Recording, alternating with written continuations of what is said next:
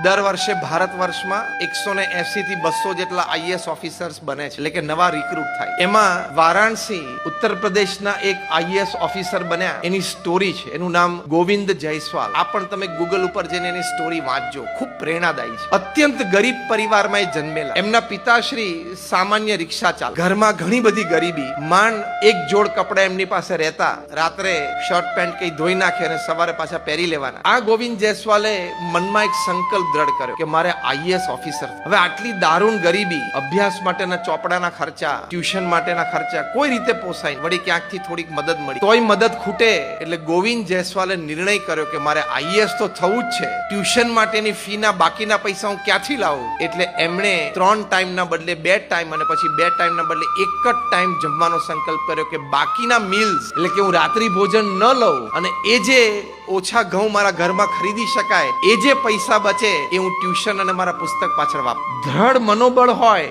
વિદ્યા અભ્યાસ માટેનો, તો વ્યક્તિ કઈ કક્ષા સુધીનો નિર્ણય લઈ શકે અને કઈ કક્ષા સુધી એ વ્યક્તિ પોતાના જીવનમાં અનુસરણ કરી શકે છે એનો આદર્શ દાખલો. આ ગોવિંદ જયસ્વાલ જેવી પરિસ્થિતિ તો આપણે અહીંયા બેઠા એ કોઈની નથી. એમ આઈ રાઈટ ઓર રોંગ? એમણે આ નિર્ણય કર્યો. એમણે 2006 ની સાલમાં પ્રથમ અટેમ્પ્ટમાં યુપીએસસી ક્લિયર કરી, ફર્સ્ટ અટેમ્પ્ટમાં. અને એ પણ સામાન્ય નહીં, ઓલ ઇન્ડિયામાં 48માં રેન્કિંગ સાથે એમણે ક્લિયર કરી. All India 48th rank. ગરીબ ઘરમાં અને દારૂણ ગરીબીમાં ઉછરેલો એક છોકરો, અને આવી પરિસ્થિતિમાં વિદ્યા અભ્યાસ કર્યો.